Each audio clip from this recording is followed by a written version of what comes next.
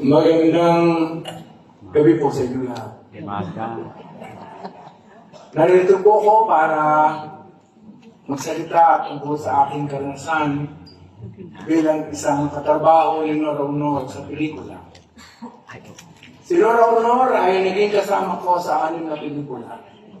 Muling umawit ang puso, Bakit May Kahapon Pa, Flor Contemplasyon, Sibihi, Justisya, at isa pang bahaghari.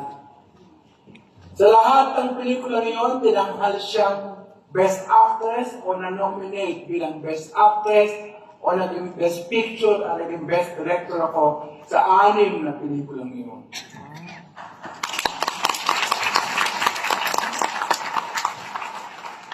Pero hindi ko doon unang nakilala sa Ate Guy.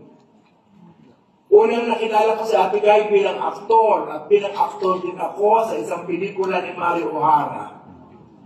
3 taong walang Diyos. Wala akong pangalan doon dahil bahagi lamang ako ng PETA Kalinangan Ensemble.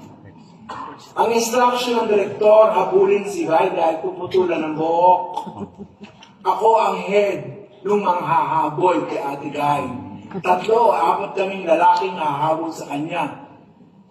Nung sinabi ng action, tumakbo si Ate Guy, tumakbo din kami, hindi namin nahabol dahil napakabilis ng tumakbo. Sabi ni Director, Kat!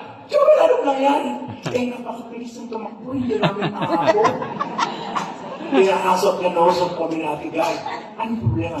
Napakabilis mo nga tumakbo, Ate Guy. Hindi namin tumakbo. Napakabilis mo palang tumakbo. Sige, ulit, take 2. Action! Tumakbo ulit si Ate Guy, tumakbo din. Kami nakahabol na namin siya. Nasusunod, puputulan siya ng buhok. Nung puputulan siya ng buhok, umiikot ang camera, umiikot din kami sa kanya, may hawak kami gunting. Pagdating sa akin, close up, nakita ko ang mukha ni Ate Guy, natulala ako.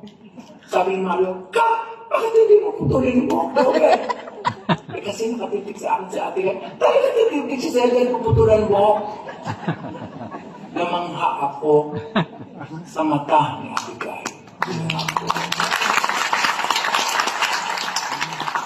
Yung pwede na, pinutol ko na ang buhok niya. Pero nakakamangha ang ekspresyon ni Ate Guy habang pinuputulan namin siya ng buhok. Yun ang una kong experience sa kanya. Pagkatapos noon, may himala. Assistant director na ako noon, crowd director, casting director, at kung ano-ano pa sa pelikulang yun. Yun ang experience ko sa film production, kauna-unahan. Crowd director ako.